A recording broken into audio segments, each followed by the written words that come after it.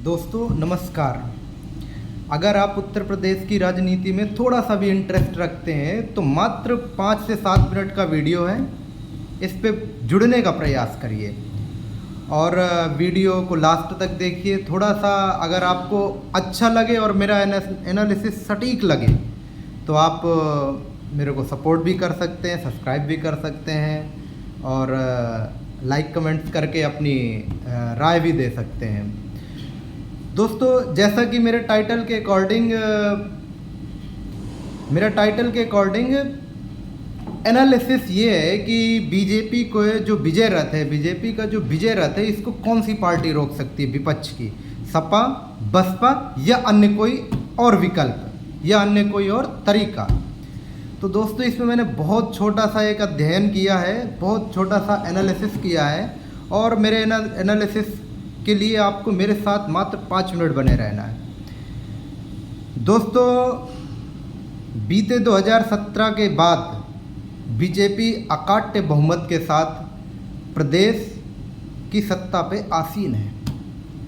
उसके अपने कारण भी हैं। उनके अपने जो कार्यकर्ता हैं, बूथ के कार्यकर्ता हैं, सेक्टरों के कार्यकर्ता हैं और विधानसभा के कार्यकर्ता हैं, उनके अपने मेहनत भी आप कह सकते हैं। और जैसा कि तथाकथित हम लोग आरोप भी लगाते हैं, हमारी विपक्ष की पार्टियां आरोप भी लगाती हैं कि ईवीएम हैक करी जाती है। तो दोस्तों मेरा मानना ये है कि जिस तरीके से विपक्ष बिखरा हुआ है और वोटों का जिस तरीके से बिखराव है, उस हिसाब से तो लगता नहीं है कि बीजेपी के विजय रथ को आगामी 2027 के चुनाव में भी रोका जा सकता है।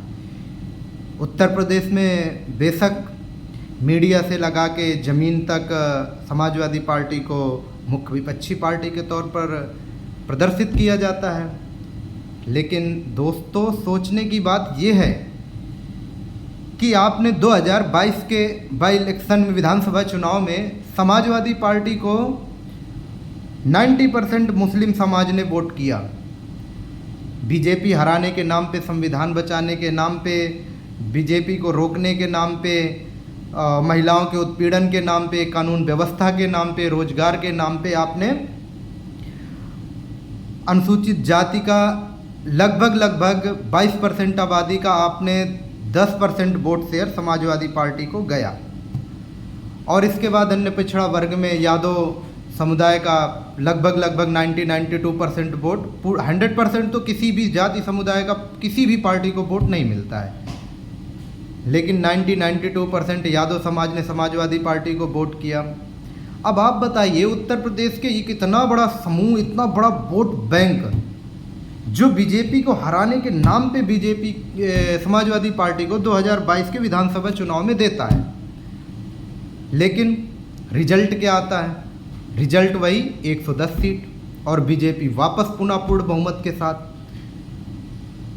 मेरा मानना है कि आप किसी भी पार्टी पे ये आरोप लगाते रहें कि वो पार्टी बी टीम है, वो पार्टी सी टीम है, इन सब चीज़ों से बीजेपी हारने वाली नहीं है। बीजेपी को हराने का तरीका बीजेपी के अंदर से ही निकल के आएगा। अब बीजेपी के अंदर से कैसे निकल के आएगा?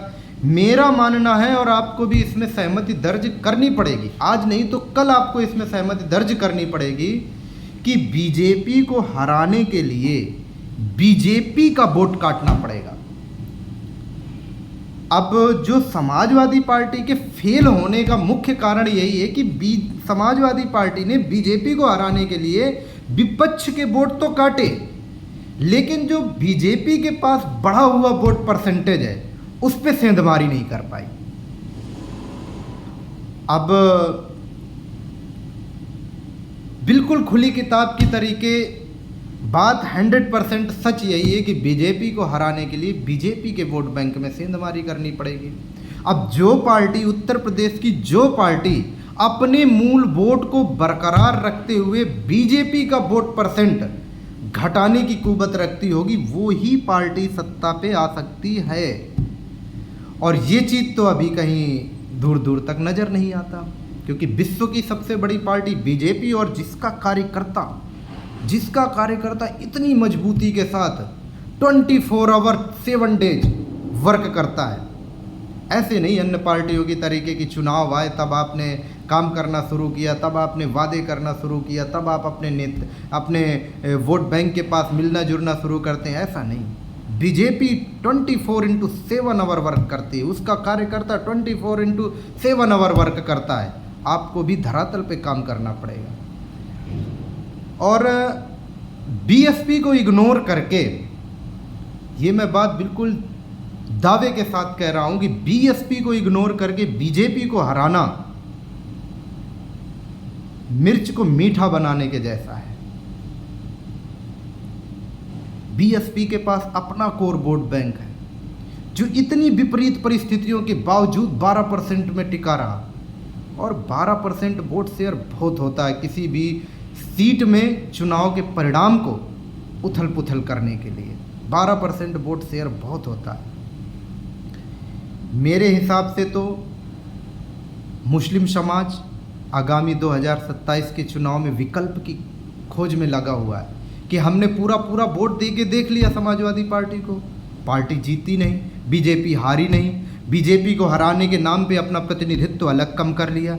कितने विधायक होते थे, कितने सांसद होते थे, वो भी नहीं जीते। दूसरा चीज़ उन्होंने ये भी फैक्ट देखा, जहाँ पर बीजेपी ने यादव समुदाय का कैंडिडेट खड़ा कर दिया। आप एनालिसिस कर सकते हैं पुरानी विधानसभा सीट चुनाव के परिणाम का, नतीजों पर एनालिसिस कर सकते हैं। जहाँ पे बीजेपी ने यादव कैंडिडेट को मुस्लिम बहुमूल्य इलाके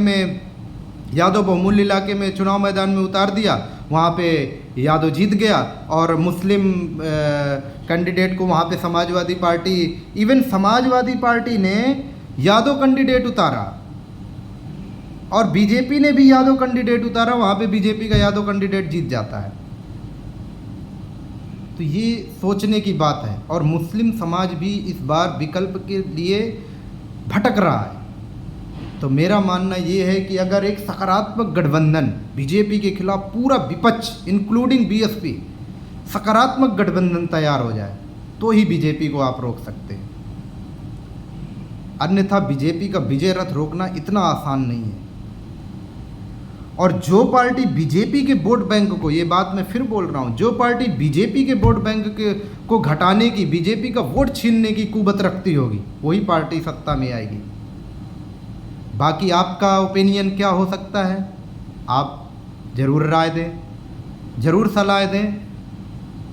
और आप जुड़े रहिए हमारे साथ जुड़िए। हम कोशिश करते हैं कि नए तरीके से एक नया प्लेटफॉर्म क्रिएट करें, नए तरीके से आप लोगों की बात को रखें। और मतलब किसी एक पक्ष की मजबूती के साथ नहीं, जो फैक्ट है उसके साथ हम यूट्यूब में या अदर किसी सोशल मीडिया प्लेटफॉर्म पे हम अपनी बात रखें। धन्यवाद।